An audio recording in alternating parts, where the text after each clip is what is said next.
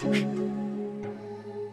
everyone, welcome back to another Fantasy and SuperCoach review video on the channel. Going to be going over my teams for round 10. As always, we'll start off with Fantasy. Hopefully all you lot went well, but as we kick off with the Fantasy, yeah, we got a 21-27 this week and we're now out of the top 10k. As you can see by the total though, it has really destroyed my season. Trading out Rowan Marshall for Jordan Sweet. Rowan Marshall was on one leg. He missed the main training session. He looked quite poor. He had a 70 and then a 62x in a row. I thought, okay, let's move him on to Sweet. Should score 80 plus. Move Marshall onto a premium so I wouldn't have to field an extra rookie.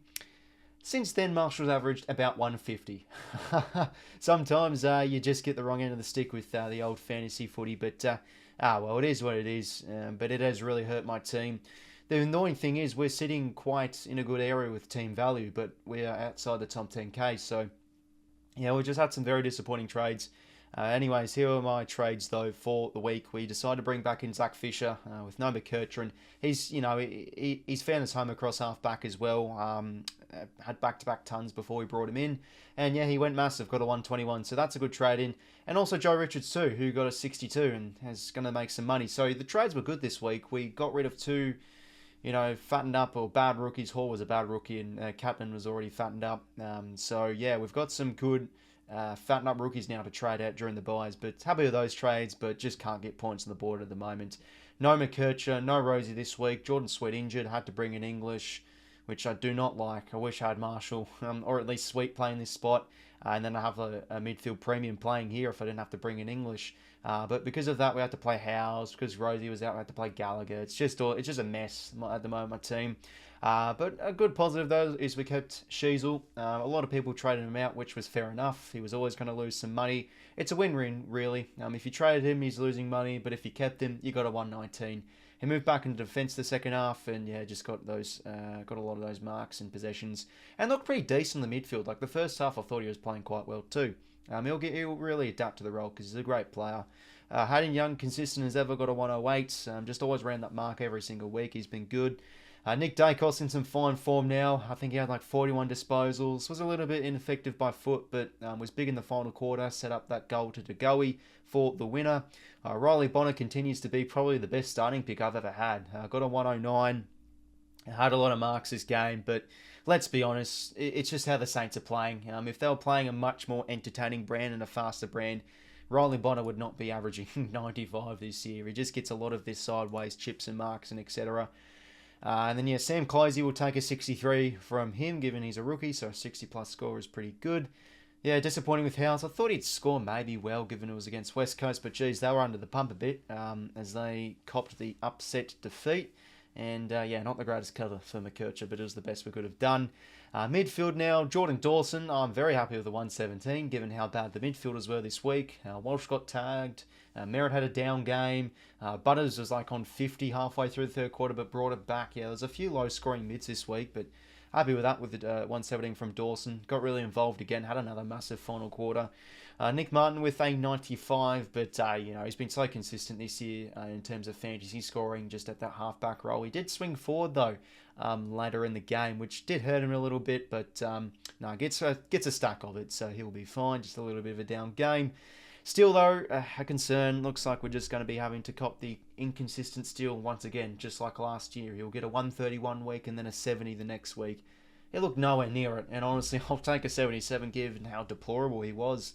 Showed barely any leadership on the field, and he wasn't moving great, but he had no knee breaks. I heard throughout the week he was potentially carrying an injury, so I really don't know, but he's just going to be up and down, isn't he? Disappointing from him. 𝐷𝐿𝐵𝐿 Miller with a 108, a good game from him. So the same can be said with Rowell Anderson, though. All those Gold Coast midfielders destroyed the Cats midfield on Thursday night. But once again, 𝐷𝐿𝐵𝐿 just can't get ceiling scores this year in fantasy. That's been the underwhelming aspect of the pick with 𝐷𝐿𝐵𝐿 starting him. But still, a good score. Anything over 100 for your midfielders you take. Harley Reid was sensational again. How about a goal from the centre bounce? Jeez, he's a special talent. Yeah, happy with that with an 82. But as I always say, he's not a fantasy-friendly player. These insane games he's having, he's only getting 70s and 80s. So we'll obviously move him on during the buys. Jeremy Sharp was very good again, got a lot of marks, kicked that great goal. Oh no, sorry, he actually missed that goal from outside 50 that was touched on line by Marshall, but he got the set shot, I'm pretty sure. But yeah, he's been a really good player on the wing for Freo. You know, he holds his width well with how the Dockers play. They like to build up through the uncontested marking game, and he gets a lot of it. He knows how to hold. He knows how to hold the width on the wing, and he's been a great hold. So he could push potentially a 700k, another player to move up to during the buys. Darcy Wilson with a 72. Again, content with that. We'll just continue to churn out those 70-plus scores as he's been able to do the last couple of weeks. So happy with that. Gallagher, not much we could do. There's the only cover we had for Rosie this week and got a 48. But the last few weeks is actually good in a couple of CBAs, which is good for his game and development, but he just can't find the footy consistently. So he could be one on the out this week. Max Gawn was a disappointing captain's choice. He got an 86. Thought he'd go off. You know, the long turnaround was like a 10-day turnaround, and it was against the Eagles, against Bailey Williams. Surely he'd go off, but it wasn't to be. I mean, credit to West Coast, though. They sort of came in with a plan sort of similar to like what the Swans did, where whenever Gawn would move up the ground for a marking contest, somebody would just bump him and push him off his way. That seemed to affect him a bit, but yeah, he was a bit disappointing. And same with English, man. This has just been a disaster of a decision to go Marshall down to Sweet. This should either be Marshall or Sweet playing here. I'm happy with an 80 with Sweet, but not English. The rain didn't help his game, didn't get the marks really, and was just pretty soft against Briggs. And I thought he'd go off against Briggs, given that GWS give up a lot of points to rucks, but was a failed VC. So that has been a massive, massive fail for my fantasy season for sure. While Sweet is just sitting out of the team with 502k on its head. But Vicentini, maybe he makes way for Sweet hopefully this week. That'd be nice. Maybe a little bit of a cash or price gain before we send him off during the buys. Forward line now, Sam Flan is excellent, 122. VC'd him last week. He gets rested the last 15 minutes. Don't VC him this week and goes 120 plus. Just can't get the VCs on the right weeks, unfortunately. But again, just behind the footy, picking up a lot of possessions, which we love to see. Jack McRae, fantasy-wise, yeah, not ideal with 72, but I thought his game was actually pretty good. Was good in the coalface, hitting targets well by foot and hand passing really well in and under. He got like a 90-something in SuperCoach, so there you go. He had the upside, but not an ideal score in fantasy. Just didn't get the marks or tackles on Saturday. Isaac Heaney got a 125. Could be a Brownlow votes worthy game once again for Heaney. Just so consistent this year. Kicked, I think, 3 goals in the third quarter. Showed his prowess down forward, grabbing a few of those one-on-one contested marks. And yeah, he's just been excellent every single game this year, pretty much, Isaac Heaney. Tom Powell, happy with an 85. Really, apart from his Adelaide game where he got like 8 touches, he's been good now the past 2 weeks. He got 25 last week, and now I think it was like 26 or something. So yeah, he's starting to find the football a little bit more now. A bit of a resurgence with his craft, which we like to see. And yeah, successful trading, bringing back in Zach Fisher. Had a heap of it, and especially in the final quarter. And yeah, just the seagull rolls he can't pass up on fantasy. So that's also a reason I brought him back in, because he has the forward status. So I think he genuinely could be a top 6 forward this year, given Petrarca and Dawson aren't looking like they're going to get forward status. And how about this for a bit of a positive with my F6? Decided to field Kyle Lohman, and he got a 99. He kicked 5 career high. He had a career high of 5 goals. I had a feeling he'd feast up on that Richmond carcass, and he sure did. So I decided to field him over Richard's 62. And yeah, that paid off very nicely. So he's 500k, and he has one more game before the bye against the Hawks. Going to be a nice fattened up rookie to trade out to a gun. But yeah, the downside with the team is I just don't have enough promos on field. I'd like to have a lot more, but just with incorrect trades, I mean, our cash gen and our team value is good, but we just need points on the board, and haven't been able to do that. So yeah, I just want the buys to come. I need 3 trades, for goodness sake. But anyways, we just have to make do with 2 this week. Our trades for this week, pretty simple. Gallagher out for Kane 𝐬𝐿𝐴. Might consider bringing in Reveal. Probably have to pay up a bit for him. I'll have to, instead of Gallagher, because I won't be able to afford it, I'll probably have to go Howes instead. The issue, though, is does 𝐓𝐿𝐴 come back this week? If he doesn't, that's going to be a bloody pain, because he misses out, obviously, next week on his bye. So that's going to be a bit of a worry. I might have to field Howes again. Or maybe swing Martin back and loop one of these 4 guys here. But yeah, anyways, the next trade, Roberts out this week. We held him, and going to bring in, of course, Clayton Oliver, who looked good. Had a good SuperCoach ratio. Got a 94, but he's looking better each game. And getting involved quite a bit too. So yeah, he's got the Saints this week, so against a weaker midfield should go well, hopefully. And 741k, it's hard to pass up on a price like that with a player like Kane Horn. So yeah, hopefully all you lot went well in fantasy this week. We're getting there. Hopefully we can push up the ranks during the buys. For the SuperCoach review now, for round 10, we're looking a lot better in this format. Might as well just scrap the fantasy segment while we're at it. But nah, we're going really well. We've moved up now into the top 500. We did get ourselves a 24-23. And yeah, another good round from us. 𝐼𝐴 did hurt for our team, so we had to field Howes as a bit of cover. But the 𝐼𝐴 captaincy worked in the end. 𝐓𝐡𝐞 and 𝐼𝐴 and Anderson went off, but he went a sub-ton, so that was a bit disappointing. Yeah, and we traded out 𝐼𝐴 𝐷. But we did bring in 𝐷𝐴𝐴, so it's okay. He went off the Zork, and now he's over 600k. So it was a good in, but 𝐼𝐴 𝐷 hurts a little bit. But anyways, our trades for the week. I always bloody forget our trades. Here we go. Have to scroll down a bit. So yeah, there we go. We traded out Biggie Nguyen for Sullivan. We had to get rid of Nguyen because we had 2 forward red dots with no DPP, so needed to get rid of him. And yeah, 𝐼𝐴 𝐷 out for 𝐷𝐴𝐴. So yeah, Zorko good in, but 𝐼𝐴 𝐷 trading out him hurts. And after the Crows game at Adelaide this week, he has got St Kilda and North back-to-back games at home.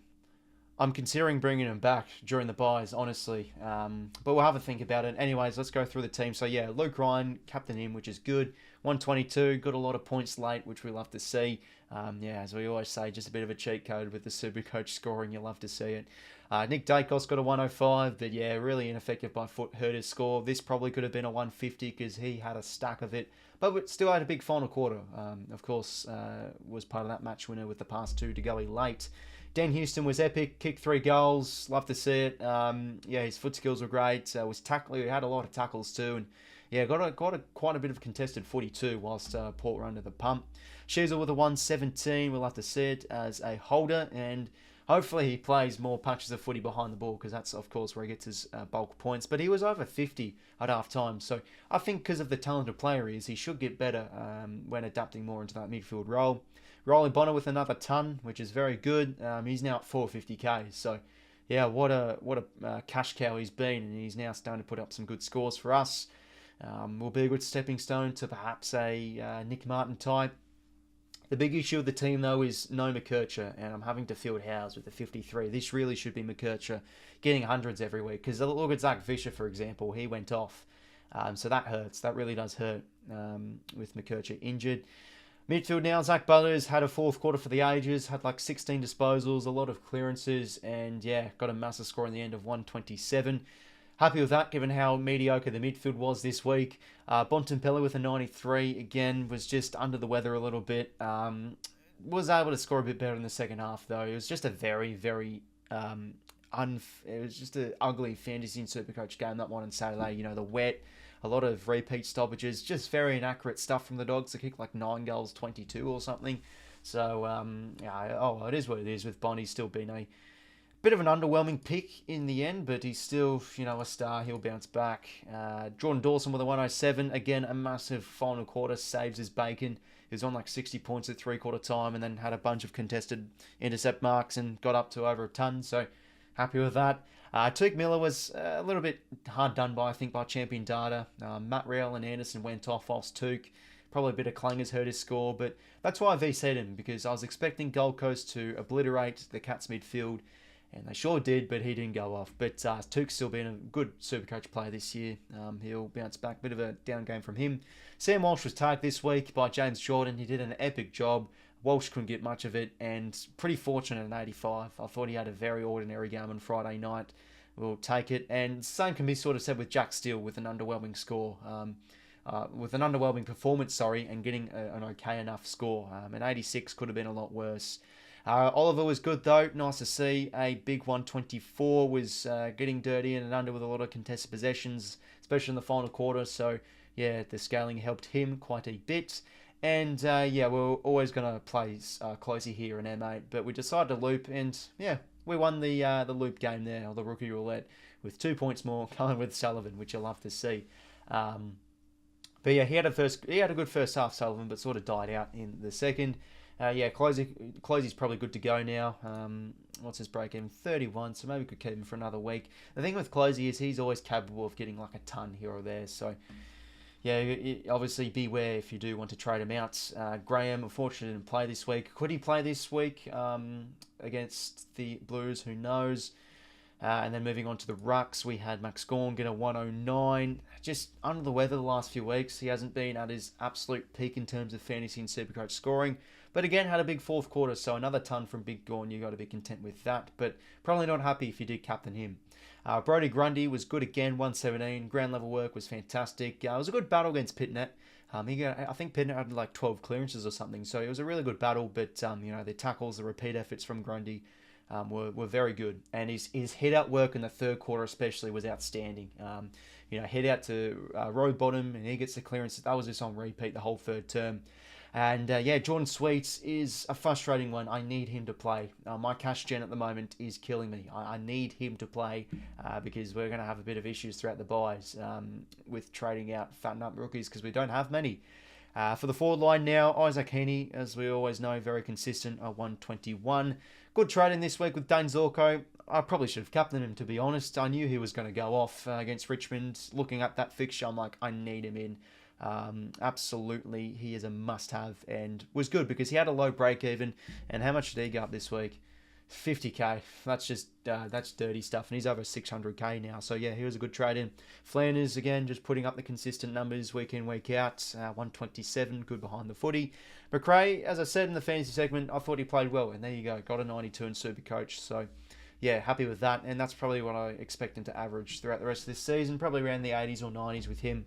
But that seems to be a forward keeper at the moment, given there is not many options. Darcy Wilson, 75, competed really hard, as always, on Saturday night. Just his run and carry, again, was very good. Good play to watch. And then Sam Darcy with an 84. Happy with that too. Got the goal, I think, after the siren at half-time to help his score, and got a 50-minute penalty too to kick another goal. So yeah, good I held on him, and he's now pushed out a bit more money, which is lovely. The pain is, though, I was always going to go Sam Darcy out for Isaac Rankin. Unfortunately, Isaac Rankin right at the end pinned a hammy, so I can't do that this week. That was going to be on my plans all week long, but now I can't. So that does hurt a little bit, and we'll move on now to the trades for this week. So my team is looking good. It's shaping well. We've still got 2 boosts left, which is a positive, and we're sitting in the top 500. I mean, we're in a good spot, but the cash generation is hurting at the moment. That's the big issue. That is the issue. Do I want to use a boost this week? And the other issue is there's not really many rookies. In fact, there's barely any. I mean, could I maybe pay up for a Bruce Revel or a Kane 𝐎𝐿𝐼? Surely he now plays consistent footy. You'd think 𝐎𝐿𝐼. But I was thinking throughout the week, and I might just stick with this for now. We'll trade out first off 𝐼𝐿𝐺raham. And of course, we've got to bring in Richards this week. Had another good game and is the obvious rookie choice this week. So we'll bring him in. And there he is, 123k. And we can just afford this, which we'd love to see. I think I should do this, to be honest. We'll get rid of 𝐼𝐿𝐼, and we can go up to a player that we're very fortunate is at this price, given he scored a 5 or something when he went down. Tom Green. We can just afford this, and we have about, there we go, $9,500 left. I know he's got the bye next week, but he's got Geelong down there at the category this week. Given how the Cats midfield's going at the moment, I could see Green going beast mode potentially this weekend. So I think it's a good time to maybe get on him. So I don't mind that before the buys. But the issue still is 𝐼𝐿𝐼 could again be out this week, and I'd have to field House again. I'll probably have to look at a defender next week, or perhaps even this week. I could bring in Tom Stewart, but geez, he's out of form a little bit. I don't know if I want to go there. But yeah, I really need Sweet to play. That is just killing me, him being out of the team with bloody COVID.